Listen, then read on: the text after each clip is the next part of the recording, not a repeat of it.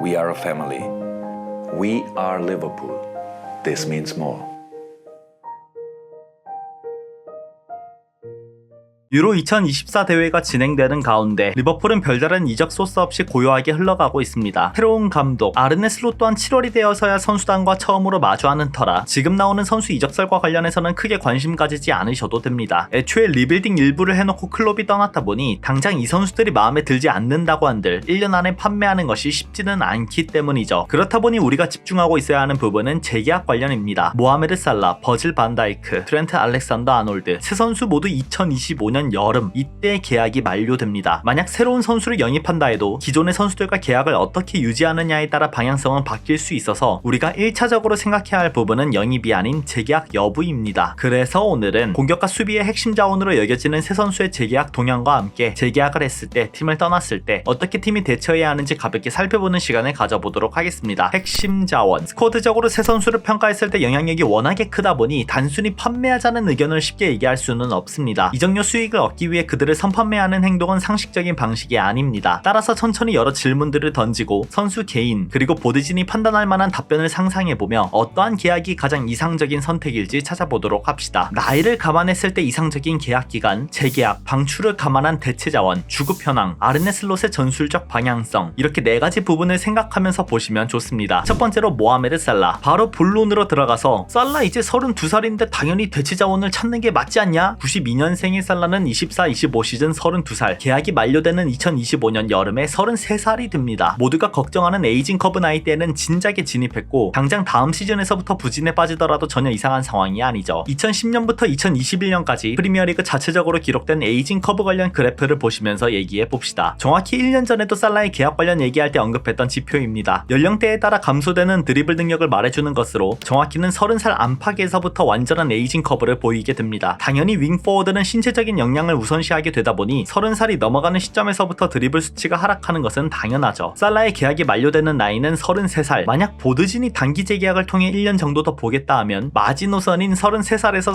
34살까지 볼 수는 있습니다. 에이징 커브로 인한 드리블 지표 하락을 실제 살라의 기록과 비교해 봅시다. 전체 드리블 시도, 90분당 드리블 시도, 성공률, 태클 당한 비율까지 총 4가지 항목을 시즌별로 보시죠. 우선 이렇게 쭉 보셨을 때 드리블 시도만 두고 보면 애초에 유려한 드리블 기술을 토대로 상대를 압도하거나 드리블을 즐겨하는 타입은 아니라서 시즌마다 편차가 컸습니다. 확실히 데이터는 거짓말하지 않는다 느낀 부분은 성공률 25에서 27살 윙어에게 있어 전성기라 여겨지는 시기의 성공률은 50에서 60%를 오갔으며 태클 당한 비율 또한 그리 높지 않았습니다. 하지만 점차 30살에 가까워질수록 40%에서 35%까지 추락하게 되죠. 당장 지난 시즌으로 평가한다면 35.1%로 드리블 시도를 줄이는 게 당연하다 여겨질 만큼 성공률이 떨어졌습니다. 앞서 나왔던 그래프와 동일한 결과값이 나오고 있는 것을 의미하겠죠. 그런데 우리가 생각해야 할 부분은 애초에 살라는 드리블 유형이 아니었다는 것. 스피디한 선수이긴 하지만 로마에서부터 10-10을 기록할 수 있는 윙포워드로 여겨졌고 리버풀에 와서는 골 결정력을 높이며 프리미어리그 최고의 선수로 발돋움하게 되었죠. 즉 살라를 평가하는 항목은 상대방을 제치는 드리블 요소 하나로만 볼 수는 없다. 더 자세히 볼을 가지고 있는 온더블 상황에서의 기록을 봅시다. 전진 볼음반, 파이널 서드로의 볼음반, 페널티 박스로의 볼음반. 애초에 살라의 스타일이 상대방을 제치는 목적의 드리블을 자주 하는 것보단 공격적인 페널티 박스 접근을 통해 수비수들의 이목을 끌고 그 과정에서 발생하는 공간을 다른 포워드, 미드필더가 활용하는 데 있습니다. 따라서 저 세 가지 요소에서 리버풀 초창기와 변화가 있는지 찾아보면 효율성에 대해 생각해 볼 수 있겠죠. 모든 시즌을 볼 수도 있지만 너무 길어지니까 리버풀에서의 7시즌 평균 기록, 리버풀에서 보인 가장 좋은 기록, 바로 직전의 23-24 시즌 기록 세 가지를 비교해 보도록 하겠습니다. 7시즌 평균 기록, 전진 볼음반 3.41회, 파이널 서드 볼음반 1.92회, 페널티 박스 볼음반 2.37회, 최고 기록은 21-22 시즌 전진 볼음반 4.07회, 18-19 시즌 파이널 서드 볼음반 2.52회, 21-22 시즌 페널티 박스 볼음반 3.16회. 바로 저번 시즌을 보시면 전진 볼음반 3.48회, 파이널 서드 1.91회, 페널티 박스 볼음반 2.34회. 아이러니하게도 볼을 소유하고 있는 상황에서의 지표는 31살이 되었음에도 여전히 평균과 동일합니다. 각기 다른 시즌 최고값을 비교하더라도 그리 큰 폭의 차이는 아니죠. 애초에 드리블을 강점으로 기준으로 둔 선수가 아니다 보니 엄청난 차이가 발생하진 않았습니다. 심지어 31살의 기록이 25에서 27살 당시 기록보다도 좋을 정도로 볼을 이끌고 박스로 들어가는 행위라든가 전방으로 이끌고 가는 능력만은 여전히 살라는 살라답게 하고 있습니다. 여기서 그의 플레이메이킹 지표는 더욱 올라가고 있으니 살라는 자신의 신체적인 변화를 인정하고 메이킹적인 능력을 강화시키고 있다 볼 수 있죠. 간단히 기록으로 보시면 지난 시즌 오픈플레이에서의 빅찬스 메이킹 지표 1위입니다. 유럽 7대 리그 전체에서 말이죠. 지난 시즌이 살라의 리버풀 커리어에 있어 가장 적은 시간을 출전했음에도 플레이메이킹 관련 지표는 오히려 더 좋아지고 있다는 것을 의미하고 있습니다. 매년 살라의 판매 가능성을 얘기하지만 실질적인 판매 혹은 대체 자원을 얘기하는 것이 쉽지 않은 이유가 이러합니다. 특정 부분에서 하락세를 보이더라도 워낙에 다채로운 선수라서 다른 강점을 더 극대화시키게 되면 전체 효율성 측면에서는 1인분 이상을 여전히 보여주는 선수입니다. 얼마나 놀라운 활약인지 30살 이상의 오른쪽 윙포워드 전체와 비교해보면 알 수 있죠. 트랜스퍼마크트 기준 오른쪽 윙포워드로 분류된 30살 이상의 선수를 보시면 그냥 비교 대상이 없습니다. 과거에 비해 몸값이 떨어졌다는 평가를 받더라도 30살이 넘는 선수들 사이에서 그냥 압도적이죠. 본래 32살의 윙포워드면 그냥 에이징 커브 직격으로 맞고 진작에 대체되어야 하는 자리입니다. 이 또한 자료를 통해 보시죠. 프리미어리그 기준 포지션별 피크 나이대와 에이징 커브 나이대를 명확히 알 수 있는 자료입니다. 각 팀에서 출전하는 핵심 선수들의 나이대가 어떻게 분포되어 있는지 말해주는 자료입니다. 핵심 선수들의 경우 대부분 저 붉은색에 가깝다는 것이죠. 이를 포지션별로 나눈 것입니다. 윙어들을 보시면 31살에서부터 점차 사라지고 32살에서부터는 그냥 리그에 없다 보시면 됩니다. 코어라인에 해당되는 연령대는 대부분 25살에서 26살 안팎이다. 수비수와 골키퍼의 경우 27살에서 28살에 해당되지만 신체적인 능력을 훨씬 더 높이 요구하는 포지션의 경우 20대 중반이라 볼 수 있죠. 살라가 올해로 32살임에도 22살의 사카와 경쟁하는 것이 말이 안 되는 것이라 볼 수 있겠습니다. 즉 리버풀이 여전히 살라와 동행하고 있는 것은 대단히 드문 일이다. 그런데 지금 제가 가져온 윙포워드 연령대만 두고 본다면 다가올 여름에서부터 살라를 완전 대체하는 것이 옳은 선택인데 대체하는 것이 맞냐 아니냐 논하는 것 자체가 말이 안 된다는 겁니다. 효율성 측면에서 27살의 살라나 31살의 살라나 크게 다르지 않다 보니 보드진에서도 지금의 살라보다 더 좋은 효율을 보일 만한 선수가 있나 고심되는 것이죠. 이를 수치화해서 보기 위해 몸값으로만 본다면 30살 이상이 아닌 연령대 따지지 않고 오른쪽 윙포워드 전체로 보시더라도 현재의 몸값은 11위로 평가받고 있습니다. 여러분들이 보시기에 아직 살라보다 낮은 기량을 가지고 있지만 성장 속도를 감안하여 높은 평가를 받은 선수들이 몇몇 보이시죠? 실질적으로 위에 나온 선수들과 살라의 효율성을 비교하면 놀랍게도 여전히 최상위 레벨에서 경쟁하고 있음을 알 수 있습니다. 즉 리버풀 내부적인 평가를 통해 살라를 1, 2년 더 활용하면서 동시에 대체자를 데려오겠다 하더라도 전혀 잘못된 선택은 아니다. 첫 번째 선택, 1년 혹은 2년 재계약을 통해 25-26 시즌 슬롯의 판단하에 이적 준비. 두 번째 선택지, 재계약 없이 24-25 시즌을 마지막으로 계약 만료. 둘 모두 납득할 만한 선택으로 갑작스러운 윙포워드 영입이 발생한다면 곧바로 다음 시즌 팀을 나간다 보시면 됩니다. 새로운 감독이 온 것을 감안하면 1번을 선택할 확률이 높고 33살이 되었을 때 최종 선택을 하지 않을까 싶네요. 이번 여름 팀을 나갈 확률은 아예 없다 하더라도 대체자는 언제든 준비가 되어 있어야 합니다. 슬롯이 추구하는 축구의 경우 피트니스적인 요소가 중요하다 보니 살라가 2년 넘게 리버풀에 남아있을 확률은 0%에 근접하죠. 현 시점에서 최대 2년을 보고 있을 것이라서 24살 이하의 윙포워드는 무조건 리스트에 포함되어 있을 겁니다. 간단히 나이, 기량으로만 두고 봤을 때 눈여겨볼 만한 선수를 찾아보면 첫 번째로 호드리구, 두 번째로 올리세, 세 번째로 네투, 네 번째로 쿠보, 다섯 번째 바카요코, 여섯 번째 은베모. 가격 감안하지 않고 연령대만 두고 본다면 대략 이런 선수들이 리스트에 있을 겁니다. 하지만 이는 트랜스퍼마크트 기준 오른쪽 윙포워드로 봤을 때이고 더 넓게 찾아보면 포함되는 선수들이 있겠죠. 더불어 1, 2년 뒤에 성장하여 23,